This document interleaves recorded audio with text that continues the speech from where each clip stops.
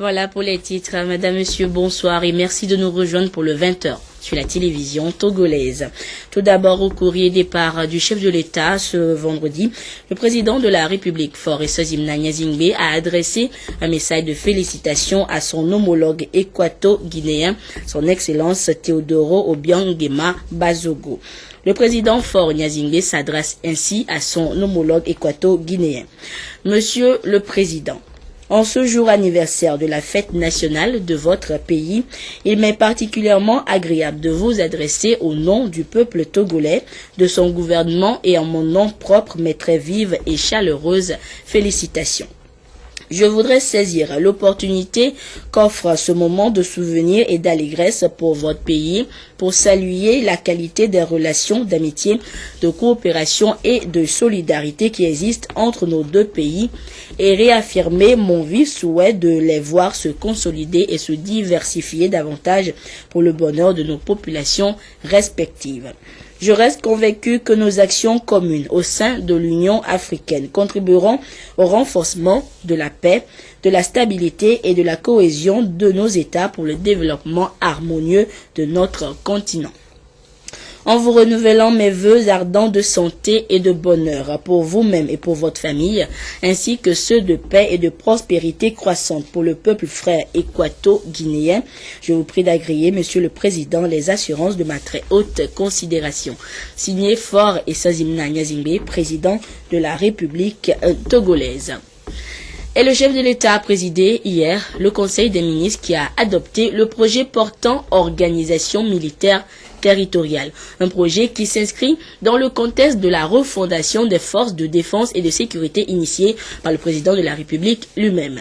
Un engagement qui remonte à juin dernier et qui traduit ainsi la nouvelle vision sécuritaire pour le Togo. Des précisions avec Joseph Améga.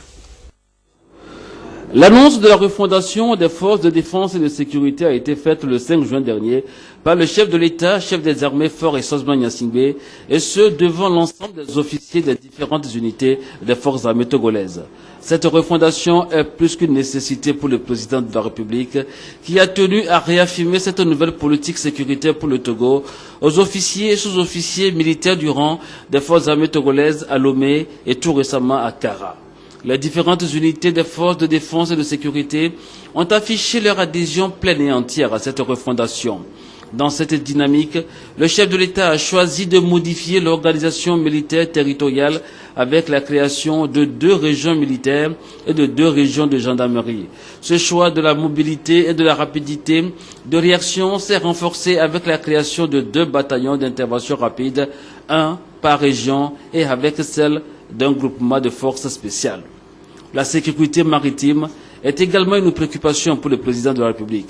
L'acquisition de 2 patrouilleurs, dont le premier réceptionné récemment, la rénovation du patrouilleur Kara, l'acquisition d'une 3e vedette type défendeur et la construction d'un hangar de maintenance avec l'appui des États-Unis d'Amérique. La nomination des commandants des régions militaires et régions de gendarmerie illustre bien l'engagement et la détermination du chef de l'État, chef des armées, de traduire dans les faits la mise en œuvre de la nouvelle politique sécuritaire pour le Togo. Et cette refondation des forces de sécurité et de défense a suscité cette réflexion de Kwessan Yovodevi sur la question « Pourquoi ces réformes ?»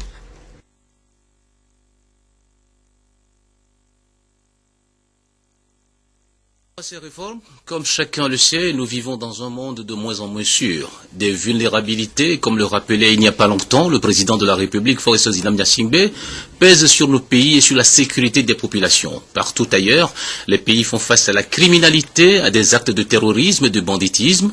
Notre sous-région n'est pas épargnée. À cet égard, un esprit nouveau s'avère éminemment indispensable si nous voulons préserver la paix et la sécurité au Togo. Il revient à notre pays de renforcer les capacités opérationnelles de ses forces de défense et de sécurité. C'est l'explication à donner aux réformes en cours décidées par le chef de l'État. Leur but ultime est de rendre les forces de sécurité et de défense plus aptes consiste à préserver le Togo contre les menaces d'où qu'elles viennent, à assurer la sécurité de nos populations afin que chacun puisse dormir sur ses deux oreilles. C'est un engagement fort du président de la République pour préserver ce que nous avons de plus cher, à savoir la paix et la sécurité. Et en la matière, le Togo, depuis toujours, s'est forgé une solide réputation de pays stable, tant dans la sous-région qu'ailleurs. Il est normal qu'il n'entende donc point varier dans ses actions sécuritaires pour satisfaire aux aspirations profondes du peuple togolais à vivre dans la paix. À l'heure où le Togo s'est engagé dans la bataille contre la pauvreté, la précarité et donc pour l'émergence, l'attentisme sécuritaire serait suicidaire. C'est sur la sécurité que repose le travail de développement. Sécurité encore, et cette fois dans l'espace CEDEAO, les travaux de la 15e Assemblée générale du Comité des chefs de police de l'Afrique de l'Ouest se sont poursuivis ce vendredi à Lomé avec les chefs de services de renseignement et de sécurité. Toujours axés sur les questions sécuritaires donc, il s'agit cette fois de faire le point avec les services de renseignement sur les efforts de lutte contre le terrorisme et les trafics de tout genre. La réunion devra donc permettre aux États membres de prendre des mesures collectives pour lutter efficacement contre ces fléaux qui menacent la paix et la sécurité dans l'espace CEDEAO. Eric Dianikbo, Arnaud Kilio. Les services de renseignement des pays de la CEDEAO se concertent en ce deuxième jour des travaux en vue de promouvoir le partage d'informations et d'apporter une réponse appropriée à la lutte contre le terrorisme, la criminalité transnationale et les trafics illicites. Vu la dimension internationale de ces actes qui sapent les efforts de paix et de sécurité, la coopération transfrontalière est indispensable pour venir à bout de ces fléaux. Lorsque vous avez le bon renseignement, vous n'êtes pas surpris. Lorsque vous avez le bon renseignement, vous anticipez. Donc, la police a besoin du renseignement. Le premier mot quand vous rentrez à la police, le renseignement. Et tout agent de police doit l'avoir. Aujourd'hui, nos pays ont des services de renseignement. Ce que nous leur demandons, c'est de travailler solidairement avec les forces de police qui en ont besoin pour la stabilité et pour le développement de nos pays. Merci. La commission de la CEDEAO, très préoccupée par la situation sécuritaire au nord du Nigeria, au nord Mali et en Guinée-Bissau, ainsi que la piraterie maritime dans le golfe de Guinée, prône une coordination plus accrue en matière de lutte contre le terrorisme. Well, like every other thing, is moving from one step to the next. It is not as desirable because of the crimes, the cross-border crimes.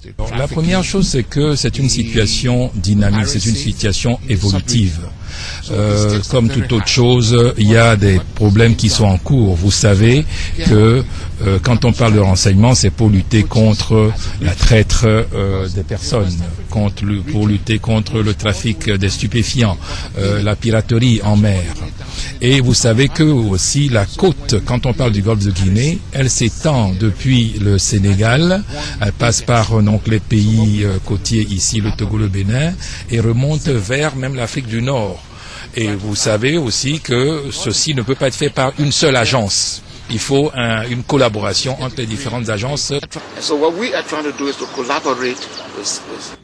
Les travaux de cette 6e réunion des services de renseignement témoignent une fois encore de la volonté des chefs d'État de la CEDEAO d'imprimer une nouvelle dimension à la lutte contre la criminalité transnationale organisée en y associant tous les services essentiels de renseignement des États membres. À la primature ce vendredi, le chef du gouvernement, Kwesi Sele-Agodi Ahumezunu, s'est entretenu avec Madame Fadimata Sidibé, ambassadeur du Niger au Togo, sur la coopération bilatérale entre Lomé et Niamey. Et juste après la diplomate nigérienne, c'est une délégation du comité d'organisation du concours Miss Beauty Africa Lomé 2014 qui est allée solliciter le soutien du chef du gouvernement pour ce concours qui se déroulera du 15 au 21 décembre prochain à Lomé et réunira 20 pays. Nous écoutons les différentes personnalités à leur sortie d'audience au micro de Nathalie Panégué. Une visite de courtoisie que j'ai bien voulu rendre à son Excellence Monsieur le Premier ministre. Nous avons donc parlé de la coopération entre le Togo et le Niger, une coopération qui se porte bien. Et Et justement, c'est dans ce sens que je suis venu le voir et lui apporter les salutations du Premier ministre du Niger, M. Brigitte Raffini. Nous avons rencontré son Excellent Monsieur le Premier ministre pour lui rendre compte de l'organisation par le Togo du concours panafricain Miss Beauty Africa Lomé 2014. En effet, le concours Miss Beauty Africa Lomé 2014 est un événement panafricain qui rassemble des reines de beauté de standards internationaux qui représentent chacune leur pays pour ravir la couronne de Miss Beauty Africa.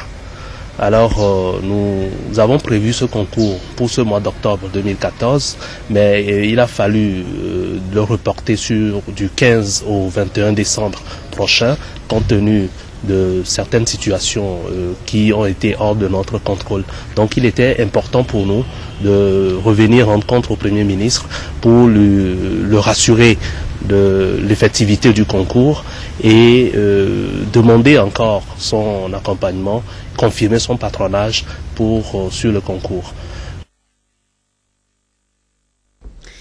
La suite de cette édition, à présent 750, c'est le nombre des nouveaux volontaires qui se sont prêtés au rituel de prestation de serment hier à Lomé. Rituel qui est un pas vers l'emploi pour cette 8e vague de volontaires du Provonat. Ce qui nous amène maintenant au bilan de ce programme du volontariat au Togo. Lancé depuis 2011, le Provonat a fait du chemin et permis l'éclosion de jeunes talents et compétences et surtout leur intégration sur le marché de l'emploi. En près de 4 années, le programme est devenu une référence dans la sous-région. Aimé Abani. Tout a commencé en septembre 2011 avec l'enrôlement de 300 jeunes volontaires chômeurs à titre pilote recrutés sur la base de leurs qualifications pour valoriser leurs compétences en leur offrant l'opportunité d'acquérir leur première expérience professionnelle. Et tout a marché comme sur des roulettes. Les demandes explosent. 2 ans plus tard, le nombre des jeunes engagés dans le Provonat passe à près de 3000. Aujourd'hui, on en est à la 8e vague avec 5000 jeunes déterminés à prouver leur savoir-faire. Le succès du programme a retenti hors des frontières du Togo. Des missions étrangères, dont celle de l'ONU, se succèdent à Lomé pour féliciter les autorités du pays et s'enquérir de la recette togolaise. Il y a quelques jours, le Togo a encore été félicité au Forum de Beaune.